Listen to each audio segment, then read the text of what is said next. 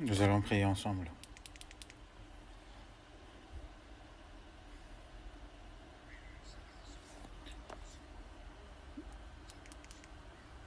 Dieu notre Père qui est si saint et si haut et qui nous aime, nous étions éloignés de toi et nous étions dans les péchés. Et nous qui étions devenus tes ennemis à cause de nos mauvais actes. Et nous étions destinés à mourir en enfer, à être jugés. Mais tu as eu la miséricorde et le Seigneur Jésus-Christ a reçu à notre place le jugement qu'on doit avoir et nous a sauvés par son sang, sans rien en retour de notre part. Et nous te remercions et nous rendons louange à toi, Seigneur. Notre corps et notre âme a été rachetés par ton sang et nous t'appartenons entièrement. Aide-nous à vivre pour ta mission que tu nous as confiée dans ce monde et tiens-nous aussi plus à travers ta parole et ta grâce.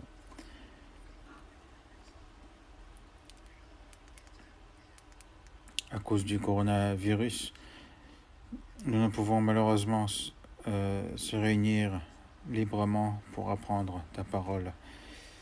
Mais malgré ces difficultés,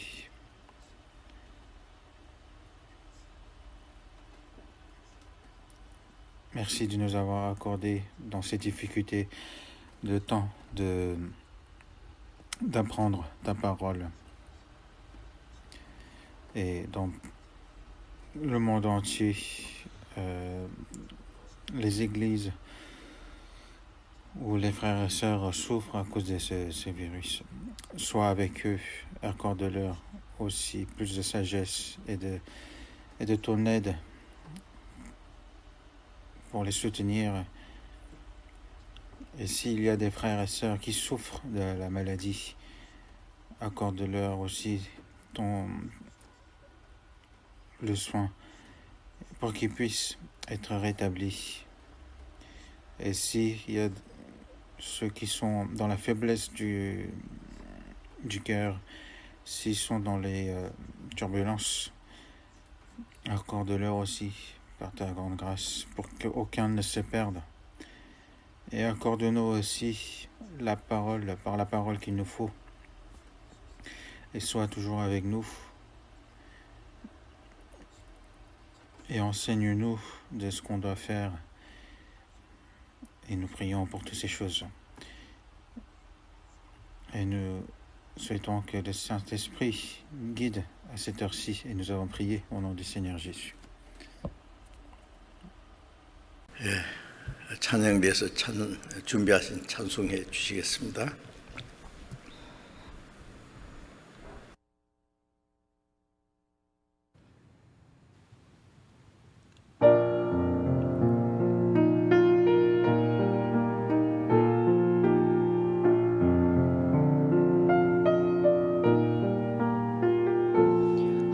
하나님의 사랑을 사모하는 자, 하나님의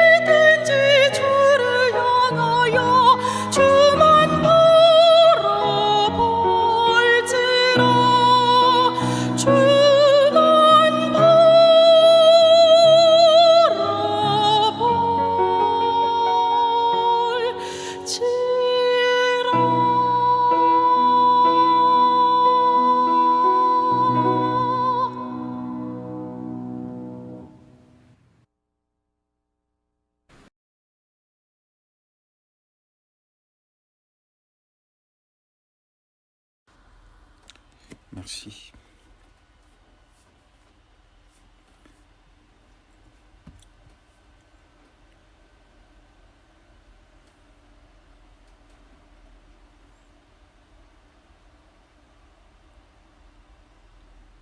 Il faut que cette situation de corona cesse le plus rapidement possible. Nous prions ardemment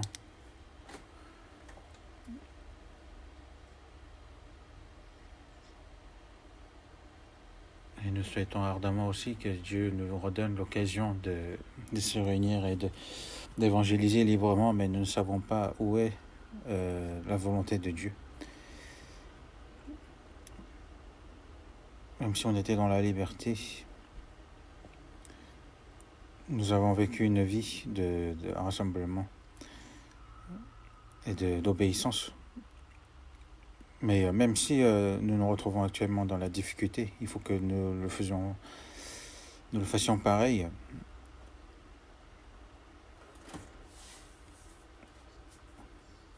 Et malgré le fait que nous n'avons pas la liberté de se réunir et d'évangéliser, nous continuons à obéir au Seigneur et continuons à évangéliser. Et je pense que c'est Dieu qui nous teste, qui nous donne cette épreuve pendant ce moment-là pour nous fortifier et nous faire apprendre justement à tenir davantage à lui.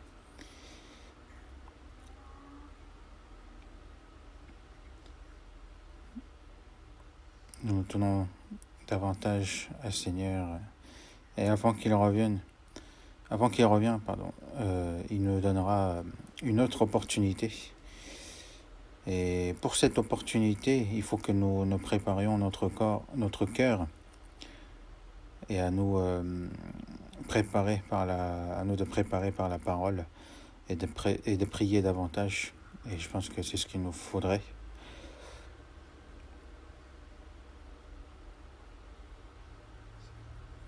À cette heure-ci, donc c'est à tous ceux qui écoutent en ligne. N'oubliez pas que le Seigneur est avec vous et vous aidera aussi à travers la parole.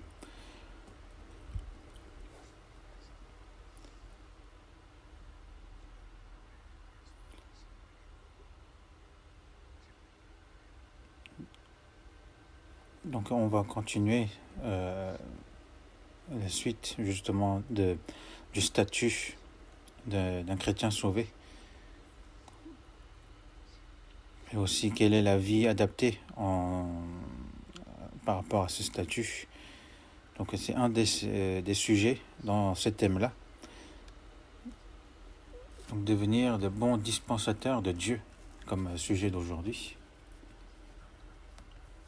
La dernière fois, nous avons parlé justement du statut d'un chrétien sauvé. Et le meilleur statut qu'il nous a donné, c'est le fait que nous sommes ses enfants. Nous avons obtenu ce statut, et nous sommes devenus son héritier. Et nous sommes devenus aussi la femme du Christ. Et aussi nous sommes devenus aussi le sacrificateur de Dieu, celui qui sert Dieu. Que ce soit jour et nuit, il sert Dieu dans le temple. Et nous sommes justement aussi les sacrificateurs. Que le Seigneur est le temple et nous sommes les sacrificateurs qui sont justement dans ce temple. Et nous sommes devenus justement des sacrificateurs au sein de ce temple. Et aussi, nous sommes serviteurs. Un serviteur, c'est celui qui a été racheté par un prix.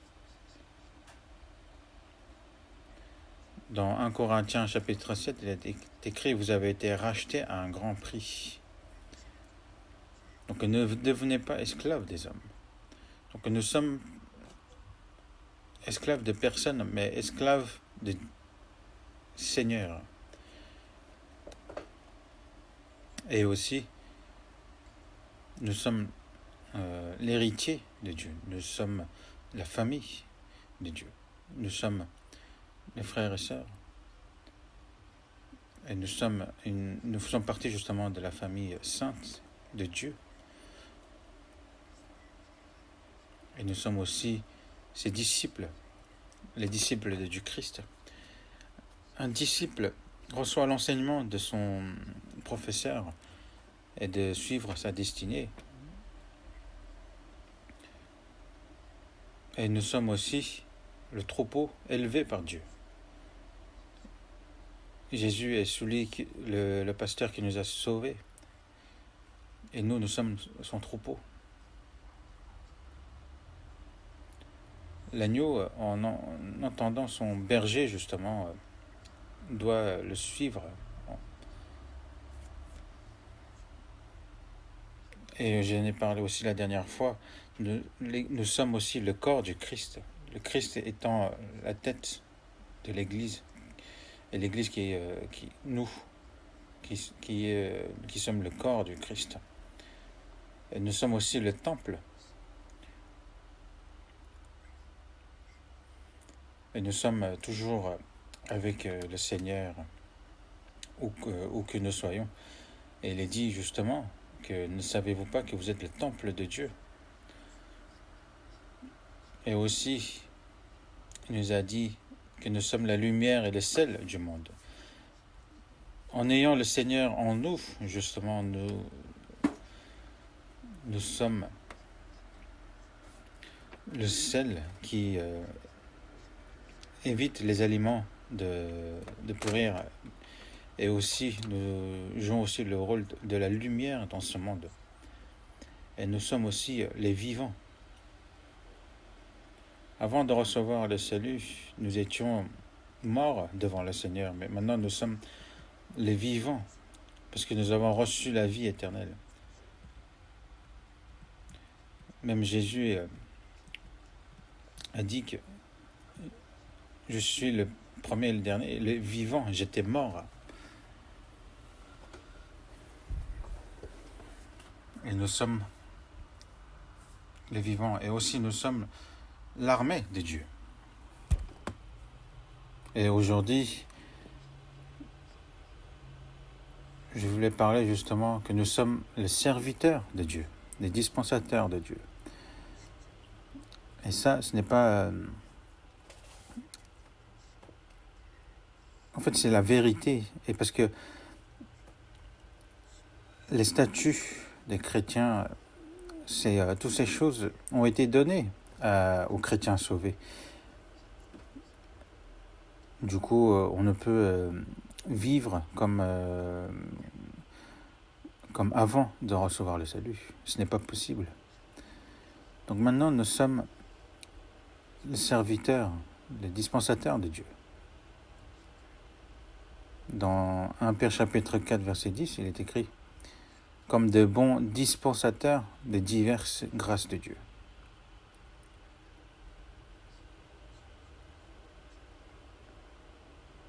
Comme de bons dispensateurs des diverses grâces de Dieu. Un dispensateur, c'est celui qui est responsable de la maison de son maître. Donc il a en son pouvoir les biens de son maître, qui doit les utiliser, qui doit les entretenir pour le bien de son maître. C'est son rôle. Donc un chrétien sauvé, c'est celui à qui a été confié les biens de Dieu. Et nous sommes justement des dispensateurs de Dieu. Et ça, il faut y réfléchir. Comme de bons dispensateurs de diverses grâces de Dieu. Non seulement il nous a sauvés,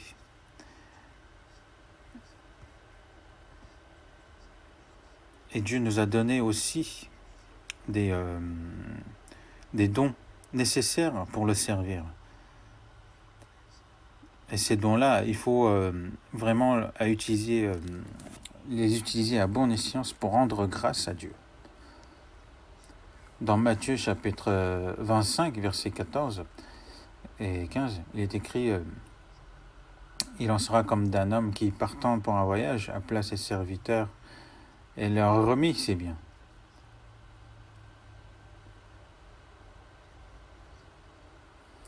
Donc, selon ses talents, à l'un 5 talents, 2 à l'autre et 1 au troisième. Donc, c'était selon leur capacité. Et plus tard, il revient vers eux pour voir combien ils ont laissé par rapport à ce qui leur a été donné. Dans Luc aussi, on parle de la même chose. Dans Luc chapitre 19, verset 12. Si un homme de haute naissance s'en alla dans un pays lointain pour se faire investir de l'autorité royale et revenir ensuite. Donc il appela 10 de ses serviteurs, leur donna 10 mines et leur dit: faites-les valoir jusqu'à ce que je revienne.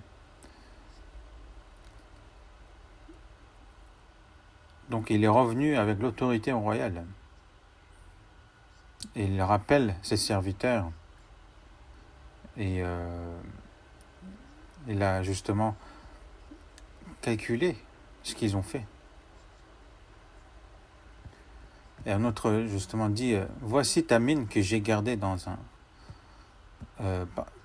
Voici ta mine, j'ai laissé 10. Et un autre, on lui a donné une mine, mais il en a laissé 5. Et il a félicité aussi. Mais un autre, il l'a gardé dans un linge et il l'a laissé ainsi pour ne pas perdre. Et j'ai bien fait, n'est-ce pas, ce qu'il a demandé à son Seigneur. Et son Seigneur lui a dit: serviteur infidèle et paresseux.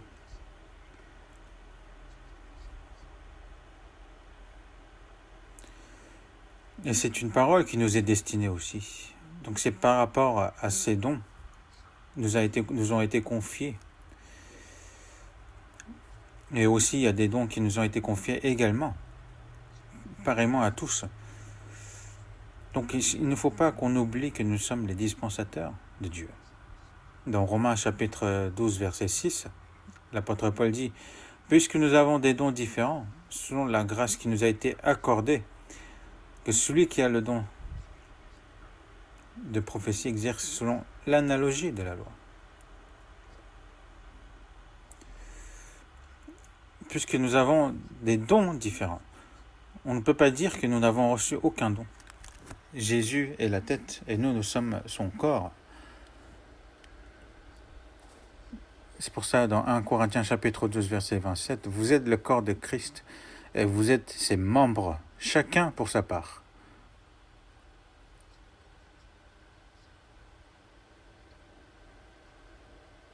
Donc chacun pour sa part. Chacun, selon les membres, les dons a été donné. Et c'est pour le bien. C'est pour le bien de l'Église. Les membres du corps suivent l'ordre qui vient de la tête. Il faut les yeux, le nez, la bouche, les mains, les pieds, et aussi des viscères qu'on ne voit pas à nos yeux. Mais nous avons besoin de toutes ces choses pour vivre. Une personne qui est sauvée est un être très important aux yeux de Dieu. Aucun n'est... chacun vraiment vaut cher aux yeux de Dieu. Et chacun justement a reçu des dons, des grâces de la part de Dieu. Mais on ne peut pas dire justement qu'on n'a rien reçu de la part de Dieu. Donc il y a forcément une chose que moi je dois faire et aussi que je peux faire.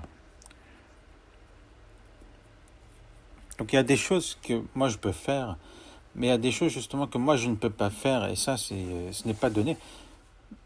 Parce qu'il y a des choses que les mains peuvent faire, il y a des choses que les pieds peuvent faire. Donc il y a des choses qu'on peut faire naturellement.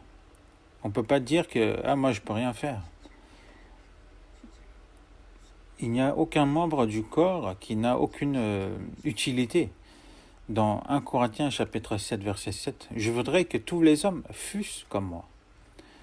L'apôtre Paul, non seulement il a été sauvé, Dieu lui a donné vraiment une grande grâce et il est devenu l'un des plus grands apôtres.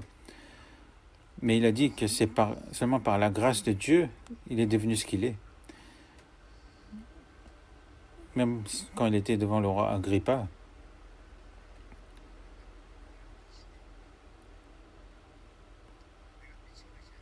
Agrippa lui a dit que tu vas me faire devenir fou. Mais Paul a dit, Agrippa a dit à Paul, tu vas bientôt me persuader de devenir chrétien. Mais Paul a dit, que ce soit bientôt ou que ce soit tard, plaise à Dieu que non seulement toi, mais encore tous ceux qui m'écoutent aujourd'hui, vous deveniez tel que je suis, à l'exception de ces liens. C'est pour ça qu'il a dit dans 1 Corinthiens chapitre 7, verset 7, « Je voudrais que tous les hommes fussent comme moi. » Après, il a dit aussi, tout le monde ne peut pas devenir comme lui, mais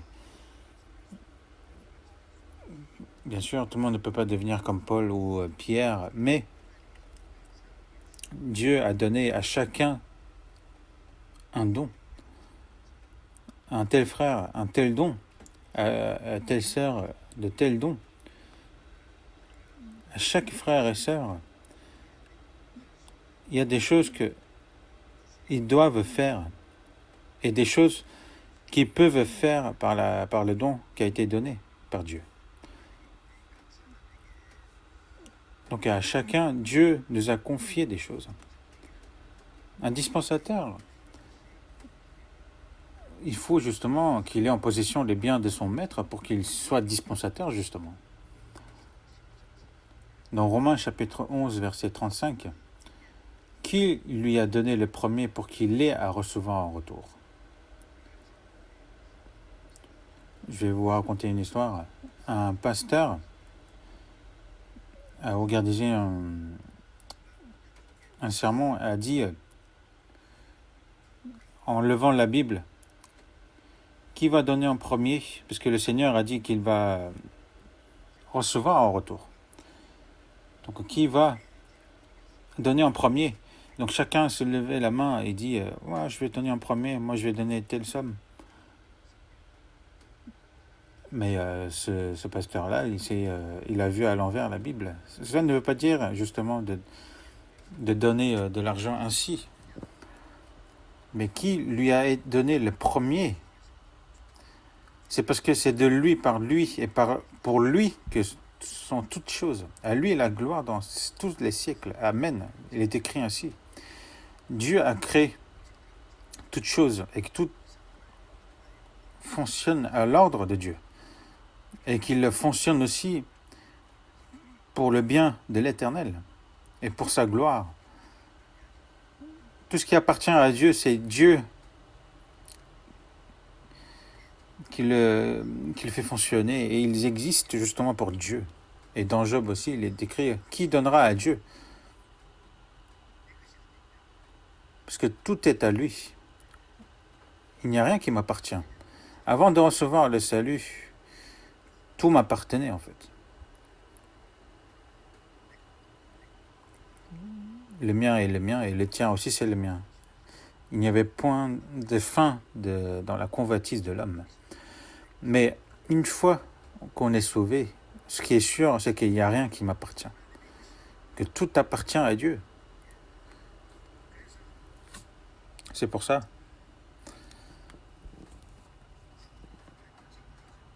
que toute création est de Dieu et que tout existe pour Dieu. Tout existe pour le but et la volonté de Dieu. Et nous aussi, c'est pareil. Une fois qu'on est sauvé, tout ce qui m'appartient est à Dieu. Il n'y a rien qui m'appartient à moi.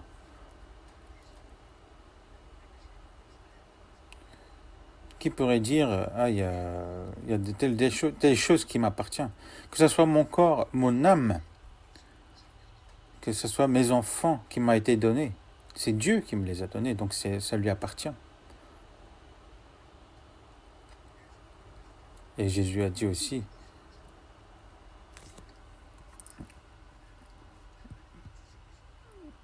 moi et les enfants que Dieu m'a donnés.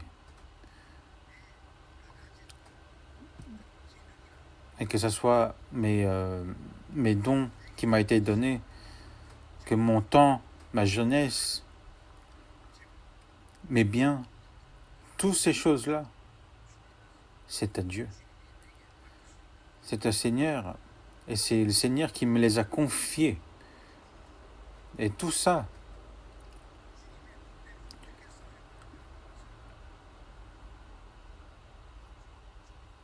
et donc il est très important de comment les utiliser selon la volonté de Dieu. Si tout appartient à Dieu, et si on est sûr de ça, dans ce cas-là, il faut tout retourner à Dieu. Comme Jésus a dit, de César lui répondit. Donc, de rendre donc à César ce qui est à César et à Dieu ce qui est à Dieu.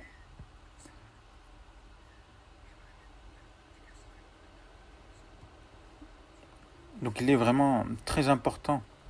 C'est une question très importante de comment utiliser les biens de Dieu pour Dieu. Dieu nous a établis comme dispensateurs et il nous a confié toutes ces choses. Dans 1 Corinthiens chapitre 4 verset 2, du reste qu'on me demande des dispensateurs, c'est que chacun soit trouvé fidèle. Dieu demande aux dispensateurs la fidélité.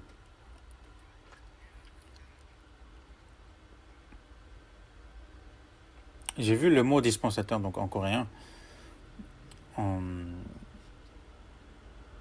Si on regarde la signification, c'est de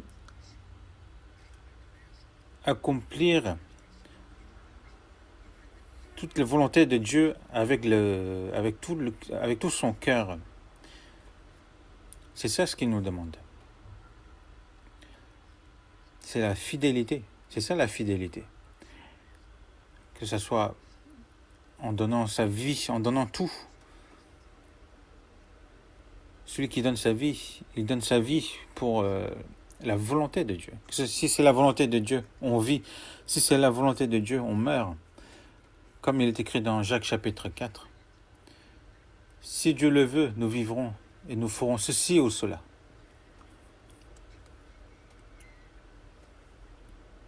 Et ça doit être le cœur du dispensateur. Et c'est normal pour un dispensateur d'avoir ce cœur-là. Mais dans Luc chapitre 16, verset 1, il y avait un mauvais dispensateur qui dissipait les biens de son maître. Il est écrit justement, un homme riche avait un économe qui lui fut dénoncé comme dissipant ses biens.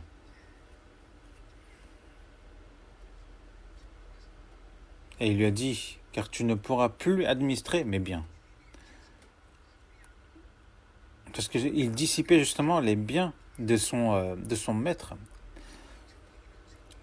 C'était un mauvais dispensateur. Donc, même si c'est un dispensateur, il y a un bon dispensateur et un mauvais dispensateur.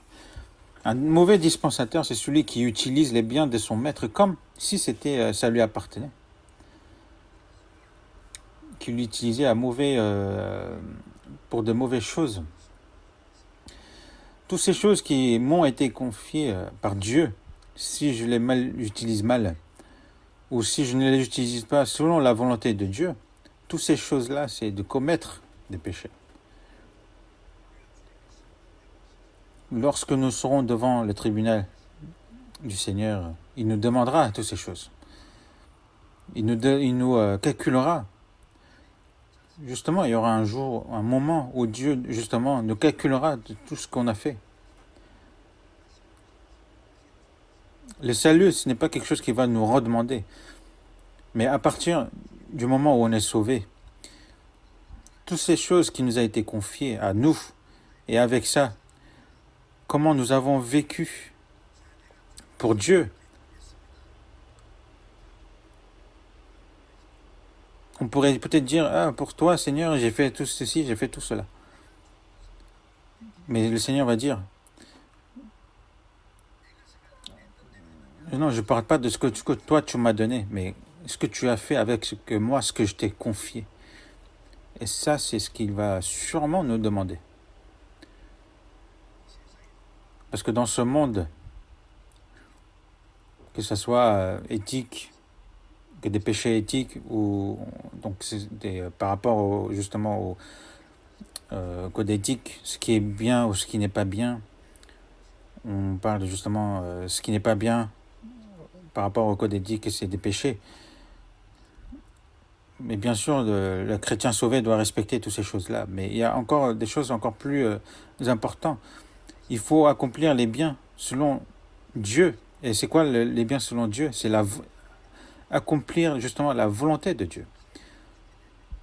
Si c'est la volonté de Dieu qu'il faut qu'on le fasse, même si c'est la mort qui est la volonté de Dieu, de ne pas faire la volonté de Dieu justement et commettre un péché. Dans 2 Corinthiens chapitre 5 verset 10, il est écrit que car il nous faut tous comparaître devant le tribunal de Christ, afin que chacun reçoive selon le bien ou le mal qu'il aura fait, étant dans son corps. Tout ce qu'on n'a pas fait selon la volonté de Dieu, c'est le mal. Tout ce qu'on a fait selon la volonté de Dieu sera le bien. Et on sera jugé. On va se comparaître devant le tribunal de Christ pour recevoir justement par rapport à ce qu'on a fait.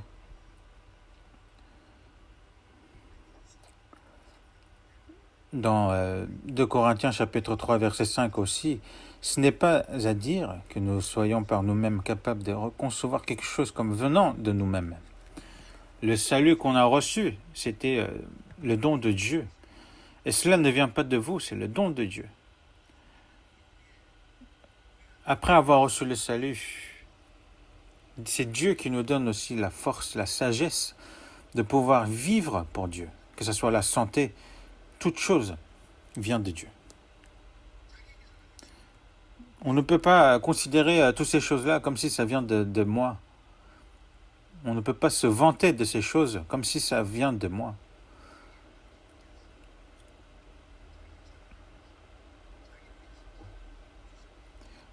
Tout ce que Dieu nous a donné, ce n'est pas pour se vanter soi-même. Ce n'est pas pour que nous, on se vante nous-mêmes. Mais tout a été donné pour la gloire de Dieu. Que tout ce que nous buvons, nous mangeons, ou tout ce que nous faisons, c'est toutes ces choses-là, il faut qu'on le fasse pour la gloire de Dieu. Et aussi pour le bien de l'Église. C'est pour ça, dans 1 Corinthiens chapitre 12, verset 27,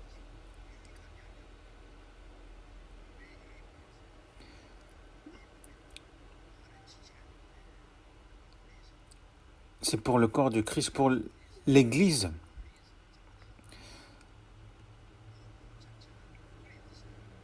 Le corps est là pour suivre l'ordre de la tête. Et cet ordre-là, justement, il ne faut pas qu'on oublie. Cet ordre de la vie. Et toutes ces choses qui nous ont été confiées maintenant, comment il faut qu'on les utilise. Avant de voir cela, il faut d'abord qu'on réfléchisse justement à notre corps, par exemple. Après avoir reçu le salut, ce qui nous reste, il n'y a que le corps à donner au Seigneur, n'est-ce pas? Avant, avec ce corps, je l'utilisais pour mon propre bien.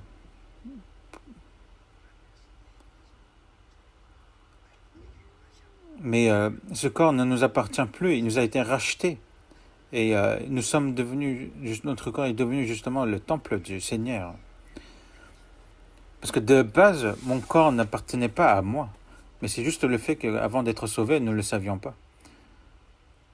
Dans Somme chapitre 139, c'est toi, c'est Dieu qui a formé mes reins, qui m'a tissé dans le sein de ma mère.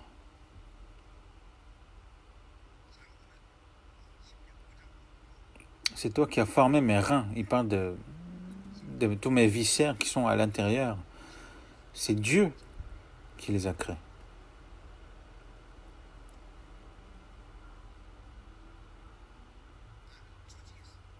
Qui m'a tissé. Qui m'a réglé comme un grand mécanicien a assemblé un objet vraiment très technique. Dieu nous a vraiment assemblé notre corps. On ne peut pas dire que notre corps a été fait automatiquement. Avant de recevoir le salut, on disait c'est mon père, c'est ma mère qui m'a fait naître. C'est eux qui m'ont élevé. C'est tout ce qu'on sait. Mais une fois qu'on est sauvé, comment les parents peuvent me fabriquer ainsi? Mais ils m'ont bien sûr fait naître, mais c'est Dieu qui m'a conçu. Et il m'a conçu selon son image. Mon corps, c'est Dieu qui l'a formé.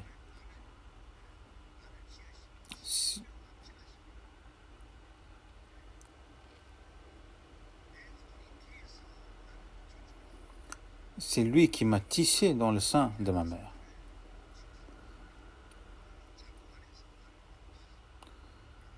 C'est lui qui m'a conçu dans le ventre de ma mère. Et ça, comment nous pouvons l'expliquer scientifiquement? Au final, nous avons la réponse, c'est Dieu qui l'a créé. Et aussi, dans Ésaïe chapitre 38, verset 17, « Voici mes souffrances même sont devenues mon salut. Tu as pris plaisir à retirer mon âme de la fosse du néant. » Ce qui a été conçu vraiment à l'image de Dieu, c'est notre âme. C'est parce que il a aimé notre âme et qu'il nous a sauvés. Cette âme qui a été créée pour la volonté de Dieu est en moi. Comme il est écrit dans Somme chapitre 49, verset 20.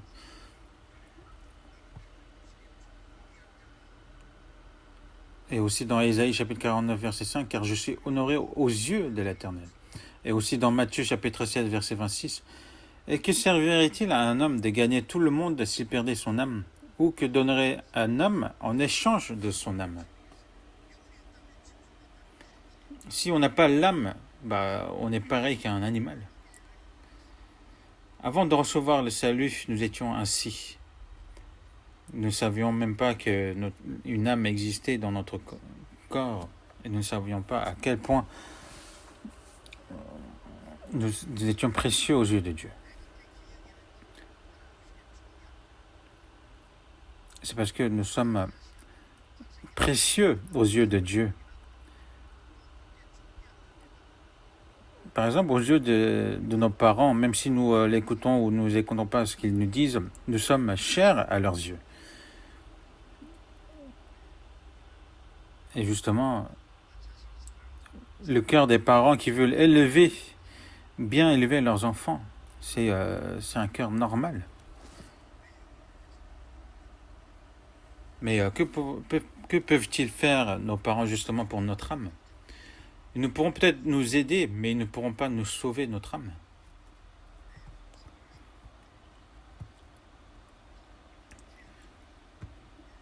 Voici mes souffrances même sont devenues mon salut. Tu as pris plaisir à retirer mon âme de la fosse du néant.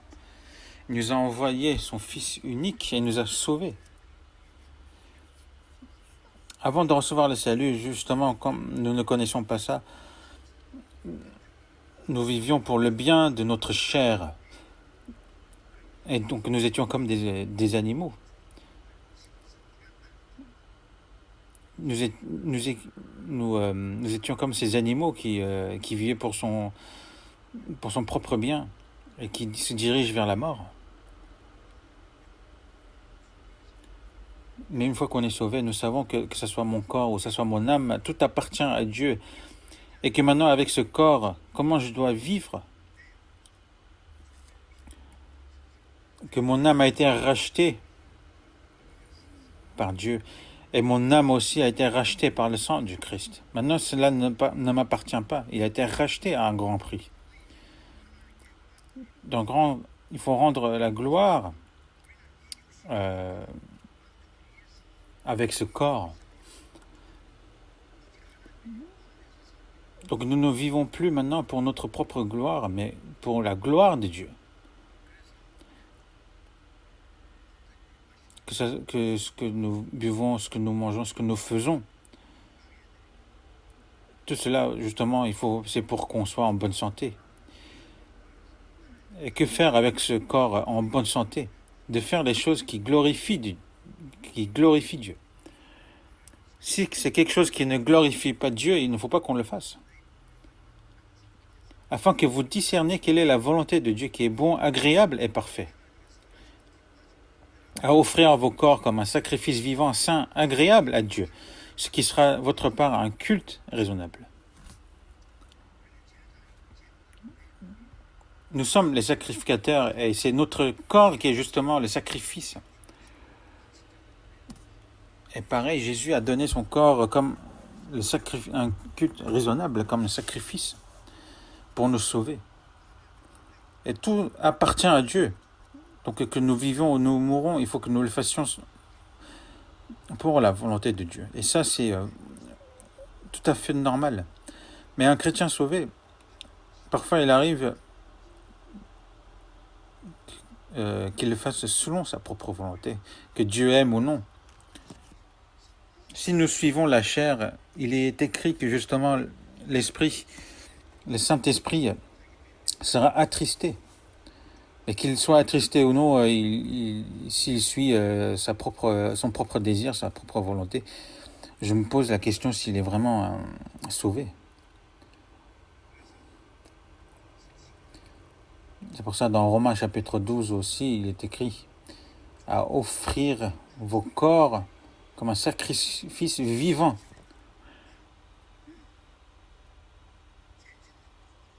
Avant, vous l'utilisiez comme un outil de péché. Avant, vous l'utilisiez comme un outil de péché, mais maintenant, avec ce corps donné à Dieu comme un sacrifice vivant, saint, agréable à Dieu, pour la volonté de Dieu, d'offrir ce corps. Et ça, c'est un culte raisonnable, un sacrifice vivant qui plaît aux yeux de Dieu, qui est agréable à Dieu.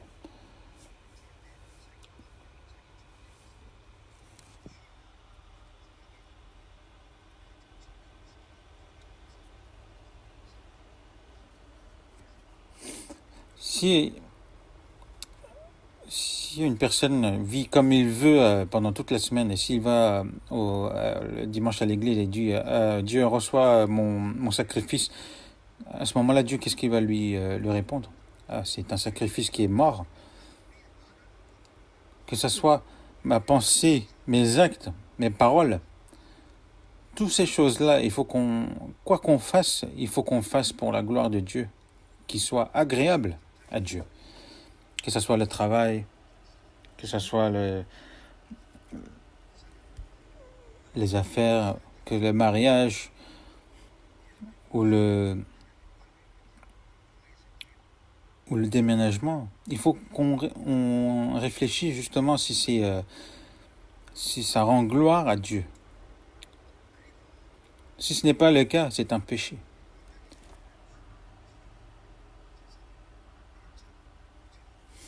Et aussi, quel est le bien qu'il nous a donné aussi? C'est la jeunesse.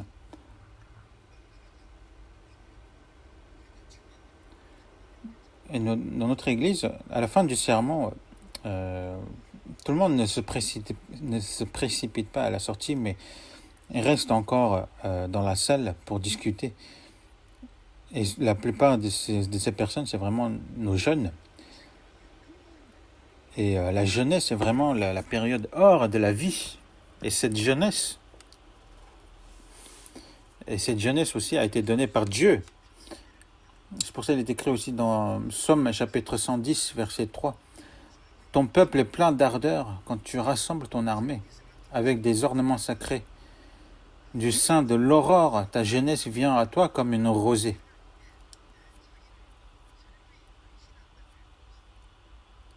Justement, ces jeunes se donnent au Seigneur comme la rosée, qui est pure,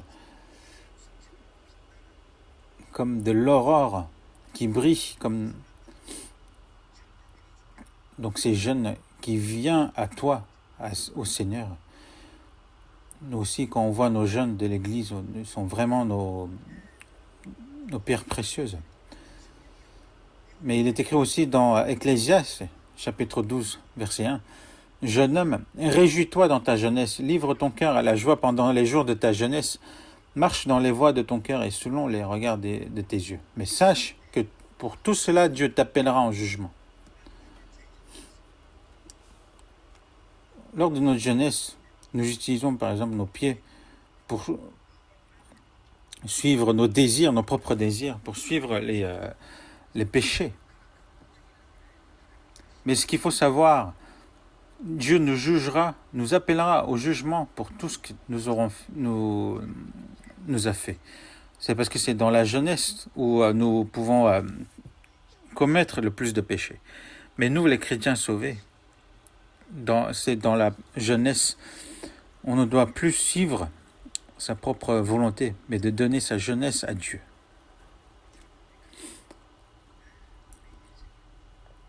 Puisque la jeunesse est vraiment la période or de l'homme. Et c'est ça qu'il faut donner au Seigneur, et c'est ça qui est agréable aussi à Dieu. Et dans l'histoire de l'Église aussi, pareil, il y a beaucoup de jeunes qui ont été grandement utilisés par le Seigneur. Et ainsi pourront dire justement ceux qui sont âgés, à moi qui suis âgé, qui suis-je alors? Mais ce qu'il faut savoir, notre chair vieillit, mais notre cœur, lui, reste intact, il reste jeune.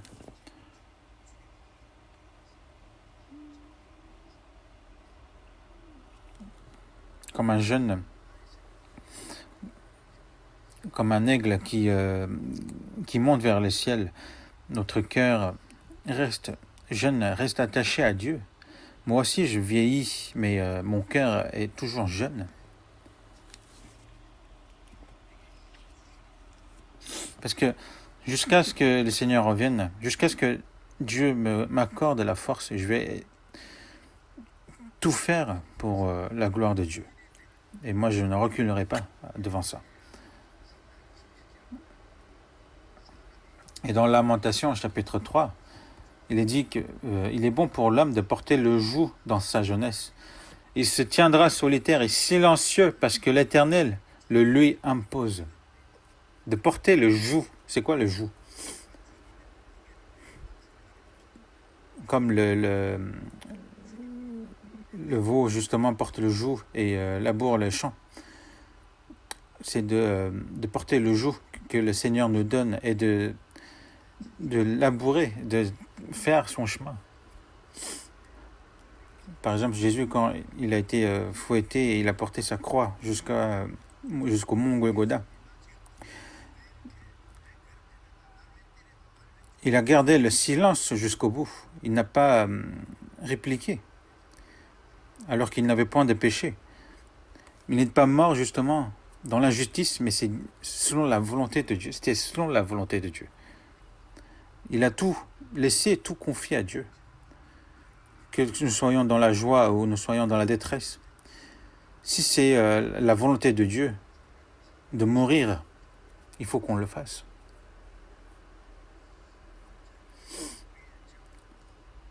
Que ce soit notre jeunesse, il faut le donner aussi au Seigneur. Que ce soit aussi notre intelligence, notre sagesse, nos savoirs ou nos ouvrages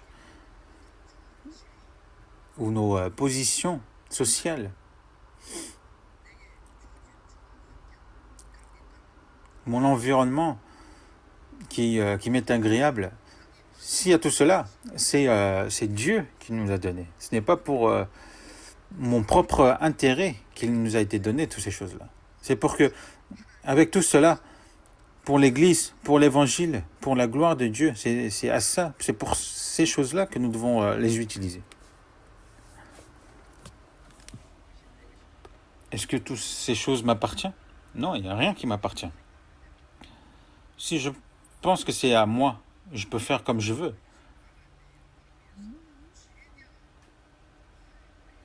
Mais ce qui est important, c'est de les utiliser vraiment pour Dieu. Dans Exode chapitre 35, verset 31,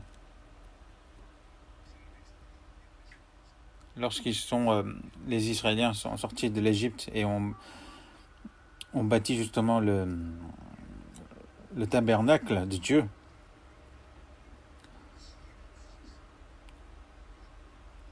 C'est Dieu qui leur a donné justement la sagesse et l'intelligence et le savoir pour justement construire ce tabernacle. C'est Dieu qui a donné l'intelligence et le savoir à ceux qui l'ont bâti, qui l'ont construit. C'est Dieu qui nous donne la sagesse, le savoir, l'intelligence. Moïse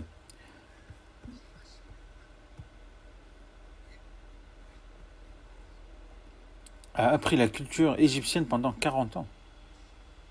Mais qui lui a donné toutes ces choses-là? C'est Dieu.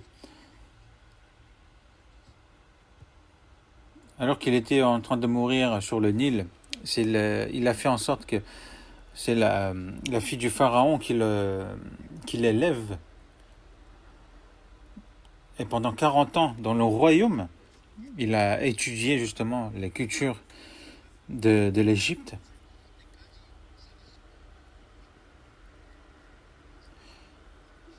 Et il l'a aussi entraîné pendant 40 ans dans le désert des Madian pour qu'il sache que c'est pas avec ça qu'il pourra faire quoi que ce soit.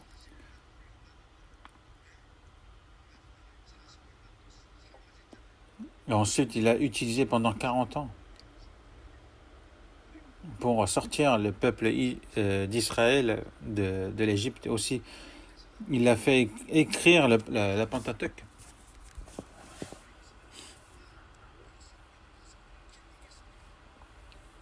Les Israéliens n'étaient point bien éduqués au sein de l'Égypte. Donc, à part Moïse, qui pourrait vraiment écrire ce Pentateuque?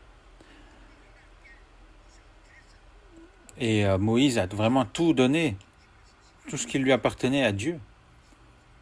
Dans Hébreux chapitre 11, versets 24 à 25, c'est par la foi que Moïse, devenu grand, refusa d'être appelé fils de la fille de Pharaon. Pourquoi il a refusé? Parce que ce n'était point à lui. Aimant mieux être maltraité avec le peuple de Dieu que d'avoir pour un temps la jouissance du péché. Lorsqu'il était au royaume, cela ne veut pas dire qu'il commettait des péchés, mais alors que son peuple était maltraité, et si lui il restait dans le royaume d'Égypte, ça ne serait pas correct, ça ne serait pas agréable aux yeux de Dieu. Mais regardons l'opprobre de Christ comme une richesse plus grande que les trésors de l'Égypte. Car il avait les yeux fixés sur la rémunération. Regardons l'opprobre de Christ comme une richesse plus grande que les trésors de l'Égypte. À cette époque-là, le royaume d'Égypte était l'un des plus grands du monde. Mais il avait les yeux fixés sur la rémunération. Alors que la richesse d'Égypte finirait dans quelques années. Mais la rémunération de Dieu est éternelle. Et ça, Moïse, il le savait. Donc regardons l'opprobre de Christ comme une richesse plus grande que les trésors de l'Égypte. Sa foi a été donnée aussi par Dieu. Et justement, c'est grâce à ça que Moïse pouvait donner tout ce qui lui appartenait à Dieu.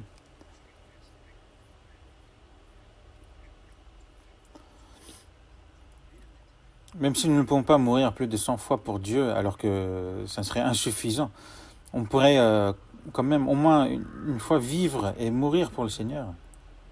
On ne le pourrait pas.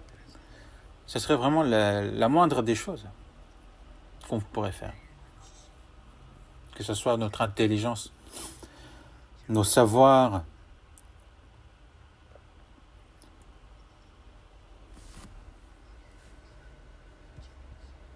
Donc nos dons sont vraiment différents. Parfois, il y a des personnes qui ont vraiment le don dans la musique, par exemple, de l'instrument, ou ceux qui ont des techniques dans la vie. Par exemple, une personne qui dessine vraiment bien.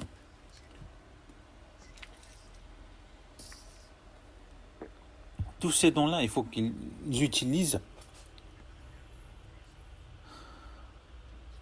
pour la gloire de Dieu. Tout à l'heure, je vais discuter, je vais en parler, mais donc j'ai ces nouveaux livres sur Matthieu. C'est l'évangéliste A qui a vraiment rassemblé tous ces scripts. Et il y a beaucoup de dessins, des illustrations. Et en les voyant, justement, j'étais vraiment étonné parce qu'ils ont été vraiment bien dessinés. Et justement, c'est grâce à ces dessins que ces dessins, justement, aident à la compréhension du livre. Et ça, c'est vraiment un talent qui est cher, parce qu'il nous aide à comprendre la parole. Donc il y a des personnes qui chantent vraiment bien. Il y a des gens vraiment qui utilisent leurs dons pour l'église. Et parfois, il y a des personnes qui qui se dirigent vers le monde à cause de leurs dons. Mais c'est comme s'ils utilisent leurs dons que Dieu leur a donnés pour le diable. Ce sont des traîtres, n'est-ce pas?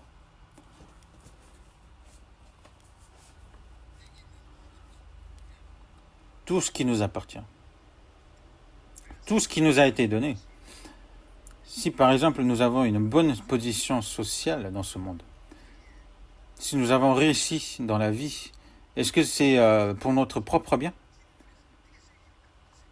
Il faut réfléchir à ce que, en quoi ça pourrait être vraiment utile pour le Seigneur. Et que ce soit nos biens aussi.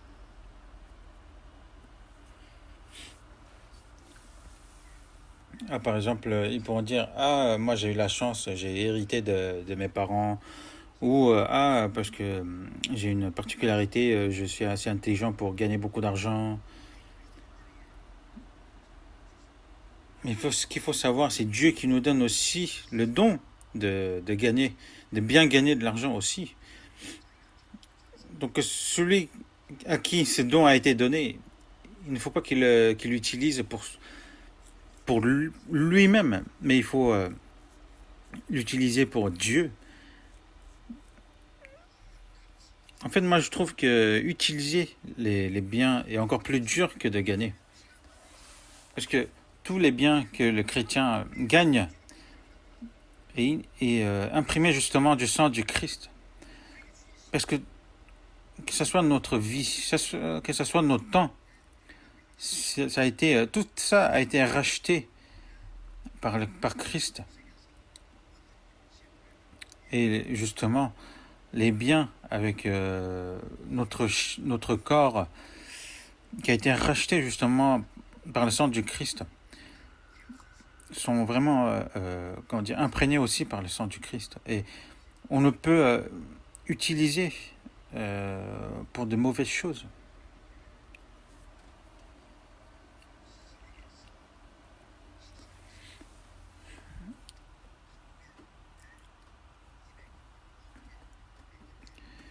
Et en ce moment, donc, nos églises à l'étranger, et que ce soit aussi en Corée, et dans les pays étrangers, c'est souvent dans les pays en voie de développement où l'évangile se propage vraiment bien. J'ai pas pu tous les visiter, mais je suis allé dans une vingtaine de pays. Mais quand je vais à ces pays, dans les pays étrangers, et quand je les vois, j'ai vraiment des larmes aux yeux.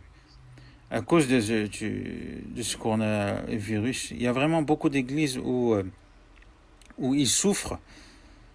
Et nous avons justement fait des dons pour ces églises. Et aussi ils versent des larmes de remerciement.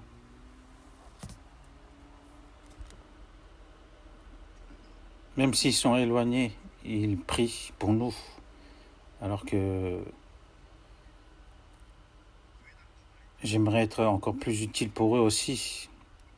Que ce soit aussi pour les temples, c'est pareil. Quand j'étais allé à Équateur, j'étais allé à l'inauguration de 2 églises là-bas. Un endroit, comme ils étaient nombreux, on a construit un grand temple, mais ils essaient vraiment de construire avec peu d'argent qu'ils ont. Et il y a des endroits où ils ont été vraiment bâtis vraiment à la va-vite, mais et à un autre endroit, c'est vraiment mal construit. C'est vraiment petit et à un endroit, comme il y a des problèmes, ils ne peuvent ni avoir de fenêtres. C'est vraiment n'importe quoi, mais comme en plus ils ont laissé comme tel avec les briques, alors que c'était l'été. Mais pour l'inauguration, les frères étaient bien habillés, alors que c'était l'été, ils étaient vraiment en sueur, mais ils étaient vraiment dans la joie. Mais en voyant ça, j'avais vraiment les larmes aux yeux.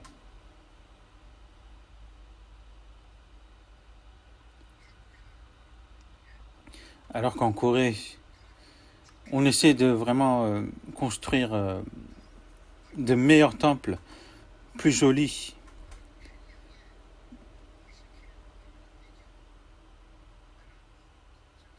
Bien sûr, oui, il faut pas que ça soit trop pratique, que ça soit trop beau. Et je pense que ce n'est pas correct aux yeux de Dieu.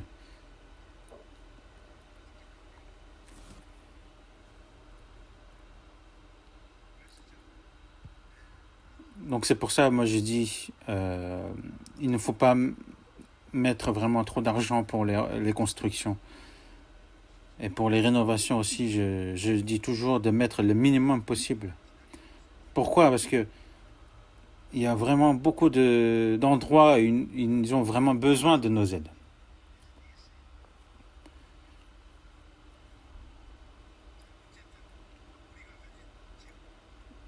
En tout cas, les biens que nous avons, en fait, les biens utilisés, c'est beaucoup plus difficile que de les gagner. Un chrétien sauvé ne doit pas penser que ce qui est dans sa poche lui appartient, alors qu'il est imprégné justement du sang du Christ. Nous avons la responsabilité de le bien utiliser pour Dieu. Donc ne pas manger des choses qui coûtent trop cher. Par exemple, il nous suffit de manger des choses qui nous est bon pour la santé. Pourquoi aller manger des choses qui coûtent super cher?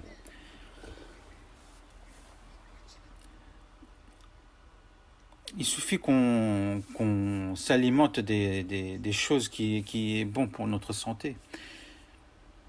Mais au contraire, on dépense trop pour des choses qui est pas bon pour notre santé. Est-ce que parmi les chrétiens, il y a des chrétiens qui fument des cigarettes ou qui boivent de l'alcool? Notre corps n'appartient plus à nous. N'appartient plus à nous, mais notre corps appartient au Seigneur. Celui qui est fidèle dans les moindres choses. Est-ce qu'on pourrait dire c'est des moindres choses, c'est pas grave? Est-ce que le Christ nous a félicités parce que nous avions été fidèles dans les grandes choses?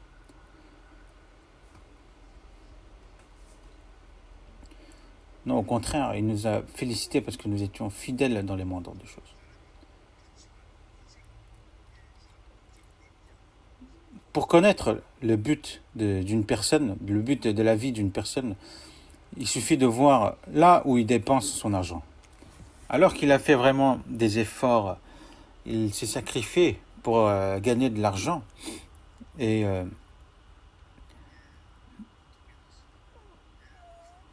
en voyant où est-ce qu'il l'utilise, par exemple, l'argent, on obtient avec nos efforts. Et justement, si on l'utilise à de mauvaises choses, nos efforts sont mauvais aussi. Si nous l'utilisons pour de bonnes choses, nos efforts aussi sont bons aux yeux de Dieu. Donc là où il utilise l'argent, si on regarde ça, on peut connaître le but de sa vie. Même si on ne peut pas connaître à 100%, on peut vraiment voir où est le but de sa vie.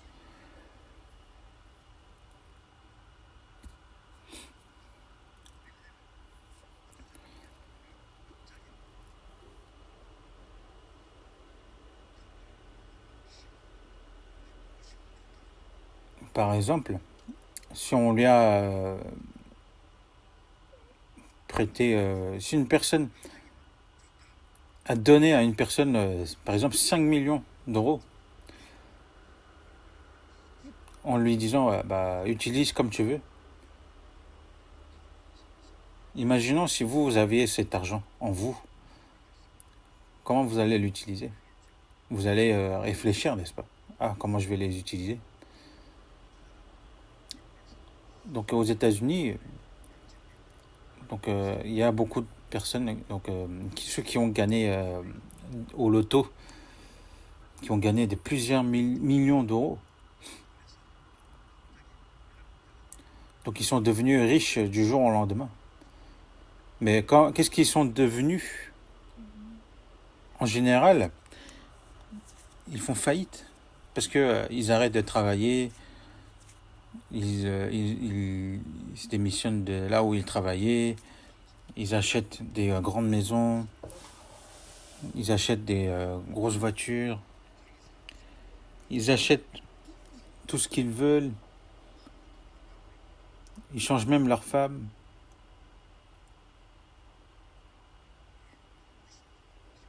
Tous les jours, ils utilisent pour s'amuser. Et au final, qu'est-ce qu'ils sont devenus? Ils ont fait faillite.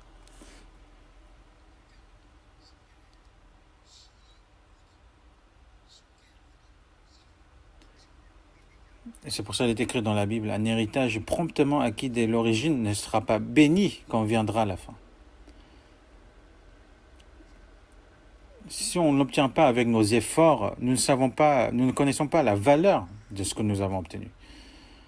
Si vous avez obtenu une grande chose, promptement, il ne faut pas penser que c'est une bénédiction, mais il faut vraiment l'utiliser à bon escient. Il faut vraiment l'utiliser pour le Seigneur. Même parmi ceux qui ne sont pas sauvés, ils sont vraiment incroyables. Par exemple, il y a quelques années, une personne qui était dans une chaise roulante était passée à la télé. Il avait fait un don de plusieurs millions d'euros. Donc il a donné à la chaîne pour qu'il puisse utiliser aux personnes qui sont pauvres, à ceux par exemple les orphelins, pour que justement son argent puisse être utilisé pour ces personnes. Mais il avait des enfants. Mais à ses enfants, il lui a juste acheté une petite maison à chacun de leurs enfants. Et il a donné tout le reste.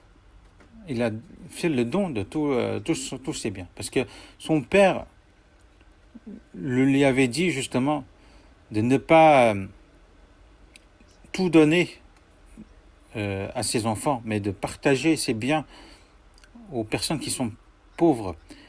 Et justement, lui, il disait qu'il faisait justement ce don-là parce que son père lui avait dit. Alors que même une personne qui ne croit pas en Dieu, il fait ce genre de choses. Et nous qui croyons en Dieu, qu'est-ce que nous devons faire dans ce cas-là? Et à la vue des jeunes, il y avait une grand-mère qui vivait tout seule, qui vendait les kimbap. Elle mangeait pas à sa faim. Elle achetait point d'habits pour elle. Elle travaillait vraiment beaucoup et pour gagner beaucoup d'argent. Et elle a acheté des biens, que ce soit la maison ou la terre. Mais toutes ces choses, elle a donné à l'université de Chungnam. Ça a été écrit dans le journal. Et justement, l'université avait construit une mini-statue en l'honneur de cette dame. Même parmi ceux qui ne sont pas sauvés, ils font des choses vraiment respectables. Mais un chrétien sauvé, comment ils sont? Par exemple, parmi les Américains, ils ont justement cette culture de don et ils donnent beaucoup aux églises parce que comme ça évite de payer les impôts aussi. Mais pareil, pour les chrétiens sauvés, il faut qu'on sache donner lorsqu'on est encore en vie. C'est le rôle de dispensateur. En tant que dispensateur de Dieu, comment utiliser les biens que Dieu m'a confiés? Il faut savoir calculer toutes ces choses-là.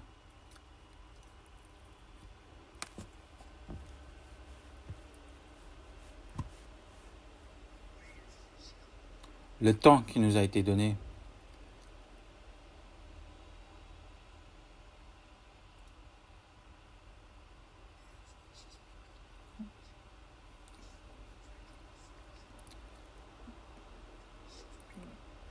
Même si l'âge qui nous est réservé est que 70, 80 ans, notre vie n'est qu'une brume.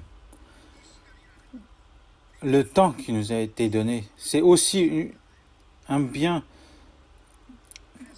très important qui nous a été confié. C'est pour ça dans Ephésiens chapitre 5, verset 15, « Prenez donc garde de vous conduire avec circonspection, non comme des insensés, mais comme des sages. Rachetez le temps, car les jours sont mauvais. »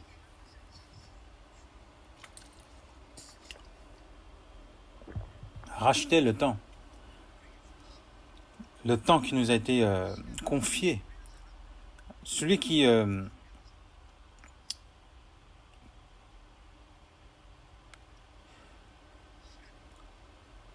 gaspille son temps, c'est celui qui gaspille sa vie. Il faut savoir que le temps, c'est la vie. Plus le temps passe, plus la vie diminue.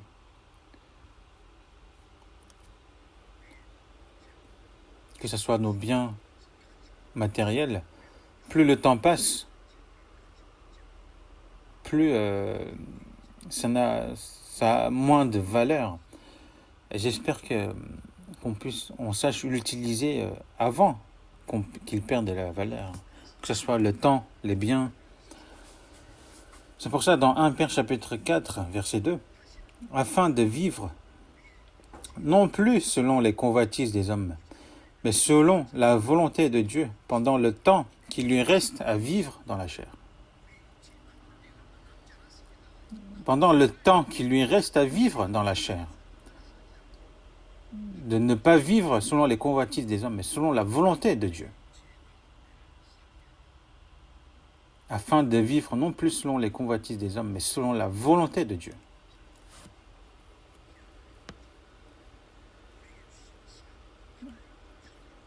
Le temps qui nous a été donné, c'est pour aussi accomplir la volonté de Dieu.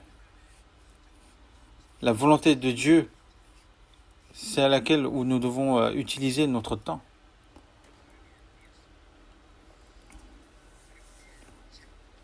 Et aussi pareil pour nos biens.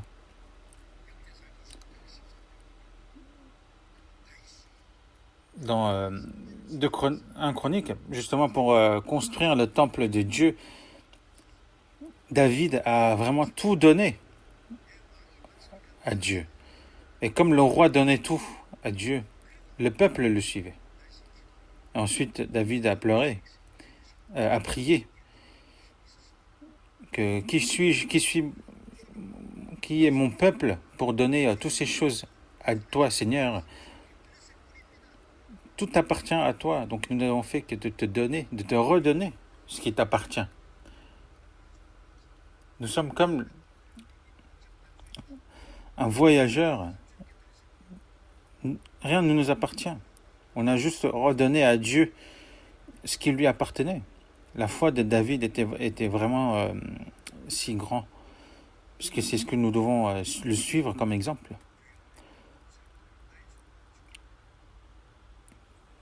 Que voudrais-je, a dit David. Ce que je veux, c'est être en toi, Seigneur. Que mon espoir est en toi, Seigneur. Mon espoir éternel est en toi, Seigneur. Et nous ne devons pas vivre comme lui. Nous sommes les dispensateurs de Dieu.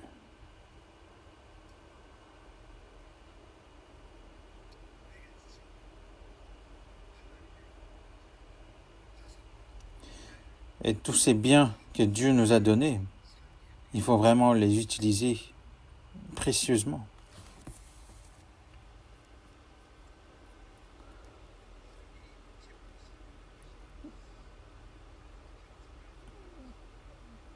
Et j'avais dit plusieurs fois que utiliser bien justement les biens d'un chrétien est vraiment très important. J'avais même parlé plusieurs fois dans Malachie, chapitre 3, verset 8. Il est écrit qu'un homme trompe Dieu. Mais en quoi t'avons-nous trompé, disent les hommes? Mais c'est dans les dîmes et les offrandes.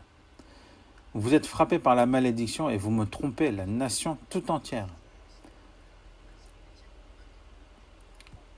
Si un chrétien sauvé utilise précieusement les biens que Dieu lui a donnés, Dieu le confiera encore plus. Ça, c'est ce qui est sûr, et moi, je crois. Et tout ce qui est à moi est à toi, et tout ce qui est à toi est à moi. Et c'est ce que le Seigneur a dit.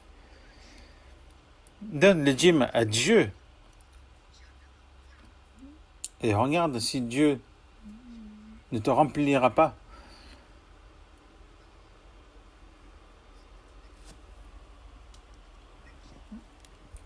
Est-ce que de donner le dîme, un dixième à Dieu, est-ce que cela veut dire que seulement le 1/10 appartient à Dieu?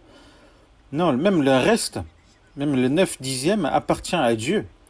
Mais c'est juste pour signifier à Dieu que tout appartient à toi, qu'on donne 1/10. Celui qui ne donne même pas son 1/10, cela signifie qu'il ne considère que tout appartient à lui. Continuez ainsi, vous verrez qu'à un moment ou un autre, Dieu reprendra tout. Regardez Steve Jobs, qui a inventé Apple, qui est devenu un grand riche, mais il est mort à 57 ans du cancer du pancréas. Et avant qu'il meure, il disait: j'ai vécu comme un imbécile. Celui qui vit en ayant le but de gagner que de l'argent, son but est mauvais, parce que moi j'ai mal vécu, parce que j'ai vécu ainsi. Et c'est juste avant de mourir que j'ai compris cela.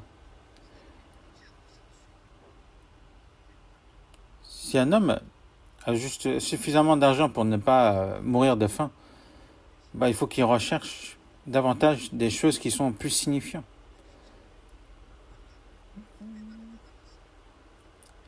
En tout cas, sa parole n'était pas assez claire, mais il a compris que tout ce qu'il avait accompli était vain.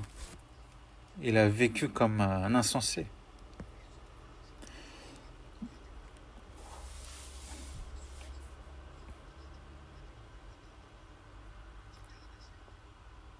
Il fallait qu'il sache avant, parce que nous venons les mains vides et nous repartons les mains vides.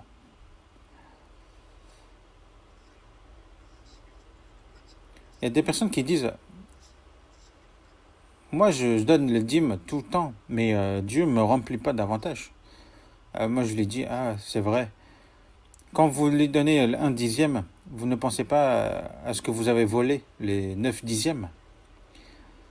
Est-ce que seulement le 1 dixième appartient à Dieu? Le 9 dixième aussi appartient à Dieu. Est-ce que c'est parce que vous avez donné le 1 dixième que vous pouvez utiliser comme vous voulez le reste? Quand je lui parle de ça, il est étonné. Même le reste, après avoir donné le dîme, doit être utilisé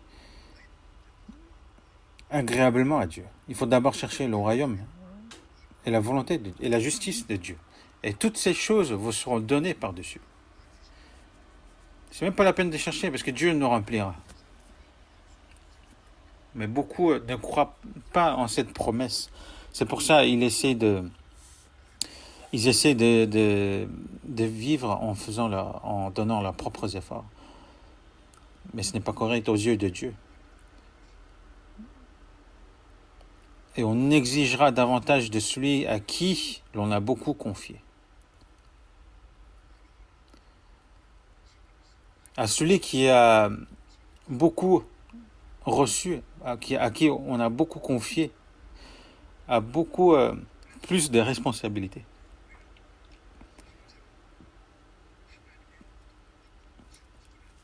Donc nous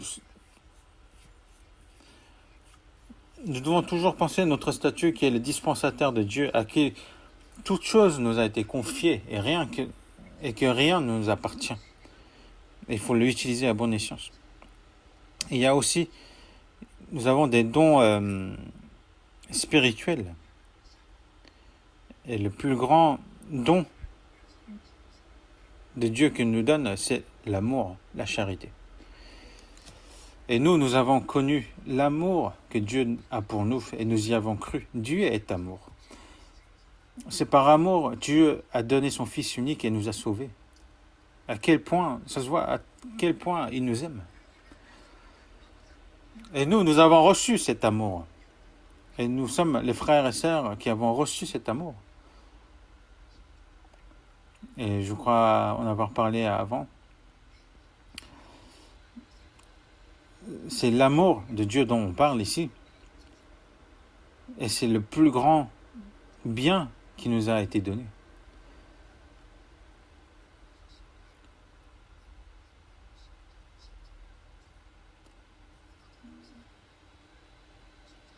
Même si il est écrit par exemple dans 1 Corinthiens chapitre 13, quand je parlerai les langues des hommes et des anges, si je n'ai pas la charité, je suis un airain qui résonne, une cymbale qui retentit.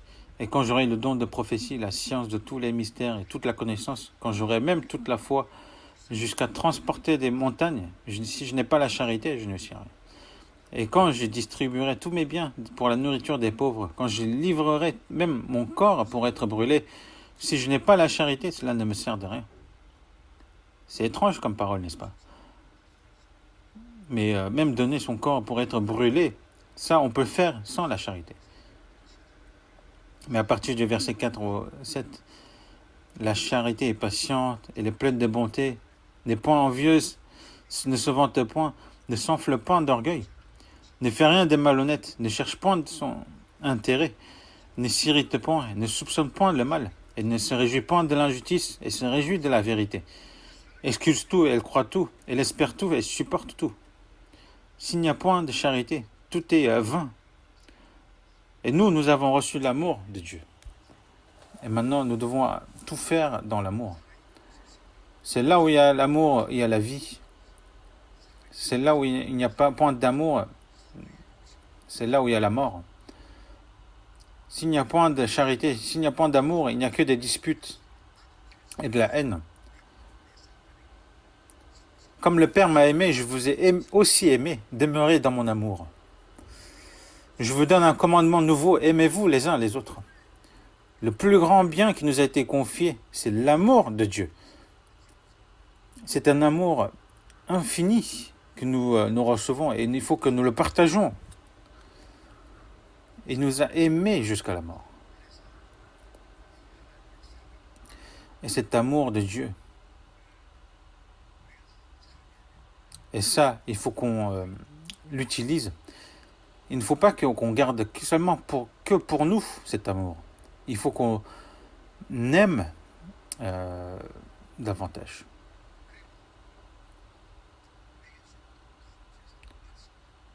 Et l'un des plus grands biens qui nous a été donné aussi, c'est la parole. Et nous apprenons continuellement la parole de Dieu. Cette parole nous fait grandir la foi, nous certifie notre foi, nous donne la sagesse et le courage de vivre la parole de Dieu. Mais non seulement ça, il faut vraiment utiliser cette parole dans notre vie. C'est pour ça que dans 2 Corinthiens chapitre 2 verset 17, l'apôtre Paul a dit « Car nous ne falsifions pas la parole de Dieu comme font plusieurs, mais c'est avec sincérité, mais c'est de la part de Dieu que nous parlons en Christ devant Dieu. » Beaucoup falsifient la parole de Dieu, mais pour nous, mais c'est avec sincérité, c'est de la part de Dieu que nous parlons en Christ.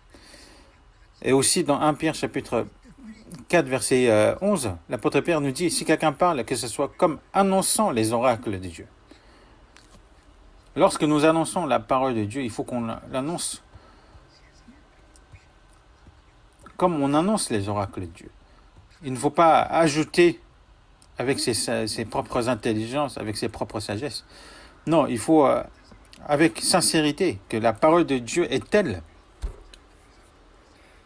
comme dans 1 Thessaloniciens chapitre 2 verset 13. Dès qu'on reçoit la parole de Dieu que nous vous avons fait entendre, vous l'avez reçue non comme la parole des hommes, mais ainsi qu'elle est véritablement, comme la parole de Dieu qui agit en vous qui croyez. Et aussi dans Romains chapitre 1 verset 16, car je n'ai point honte de l'évangile, c'est une puissance de Dieu pour le salut de quiconque croit.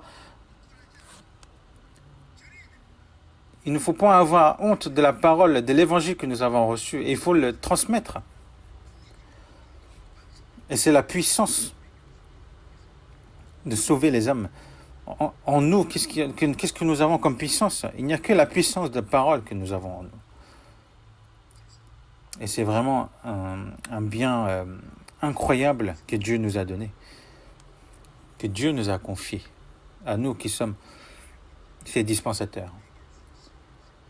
Et aussi, dernièrement, réfléchissons à la vie que Dieu nous a donnée.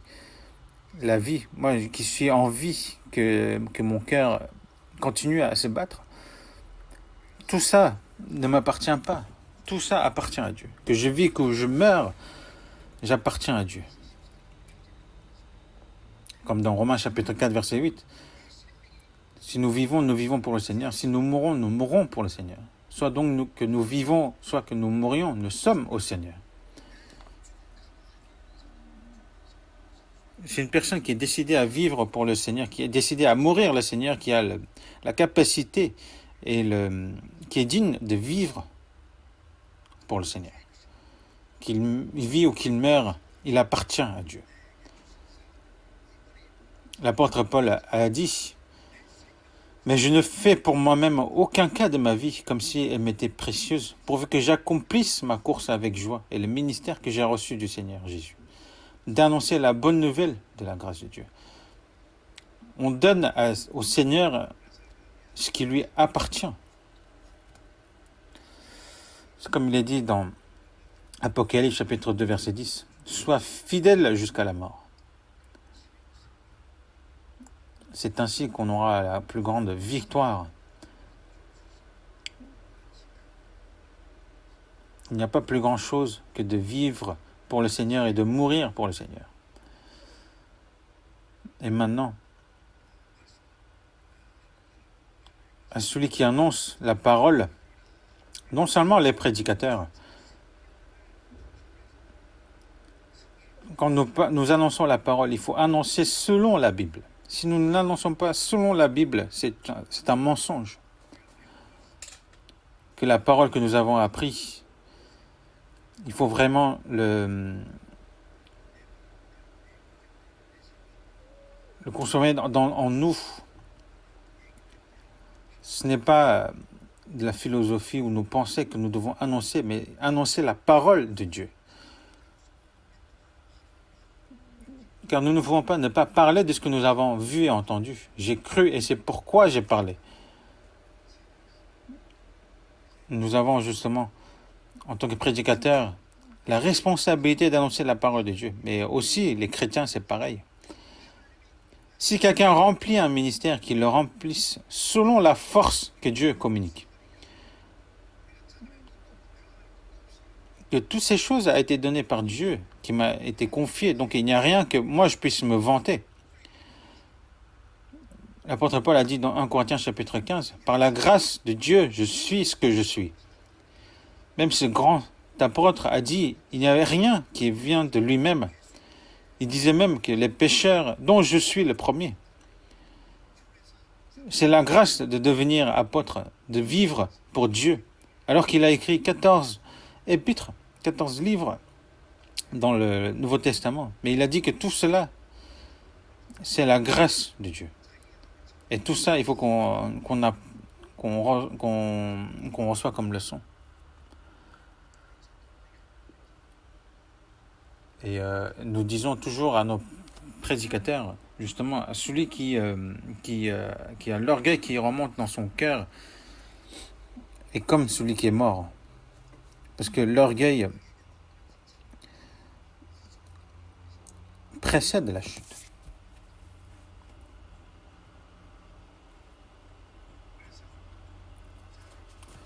Donc si quelqu'un remplit un ministère, qu'il le remplisse selon la force que Dieu communique. Selon la force que Dieu communique. Le fait que je respire là actuellement, le fait que je puisse parler, que je puisse faire faire les œuvres, tout ça c'est grâce à Dieu et tout ça il faut les donner à Dieu.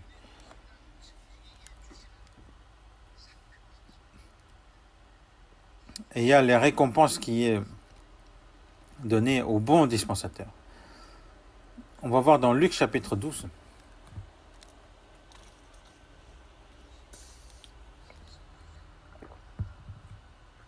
Luc chapitre 12, verset 42. Verset 42 au 44, je vais vous lire. Et le Seigneur dit, « Quel est donc l'économe fidèle et prudent que le maître établira sur ses gens pour leur donner la nourriture au temps convenable. Heureux ce serviteur que son maître à son arrivée trouvera faisant ainsi. Je vous le dis en vérité, il l'établira sur tous ses biens. » L'économe fidèle et prudent.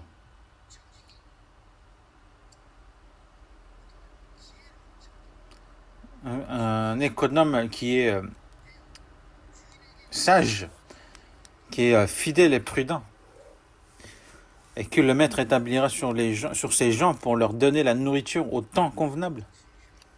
Celui qui est fidèle et prudent.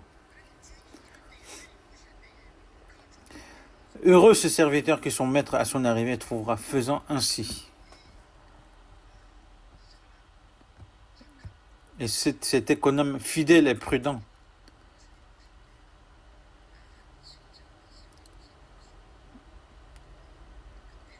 à l'arrivée de son maître, il aura une grande récompense. Comme il est dit ici, je vous le dis en vérité, il l'établira sur tous ses biens. Et quels sont les biens du Seigneur? Dans 1 Corinthiens chapitre 15, verset 58. Ainsi, mes frères bien-aimés, soyez fermes, inébranlables, travaillant de mieux en mieux à l'œuvre du Seigneur, sachant que votre travail ne sera pas vain dans le Seigneur. Travaillant de mieux en mieux à l'œuvre du Seigneur, sachant que votre travail ne sera pas vain dans le Seigneur. C'est pour ça qu'il est écrit aussi dans Apocalypse chapitre 22, verset 12. « Voici, je viens bientôt et ma rétribution est avec moi pour rendre à chacun selon ce qu'est son œuvre. »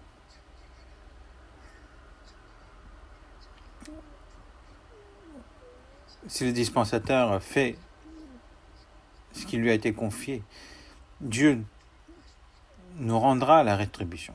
Et la venue du Seigneur nous approche vraiment de plus en plus.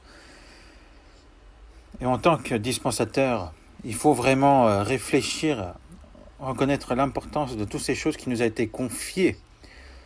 S'il y a des choses que nous avons mal fait jusqu'à maintenant, c'est de repentir et d'essayer vraiment d'être fidèle et prudent comme économe et d'accomplir toutes ces tâches pour que nous puissions recevoir au jour du Seigneur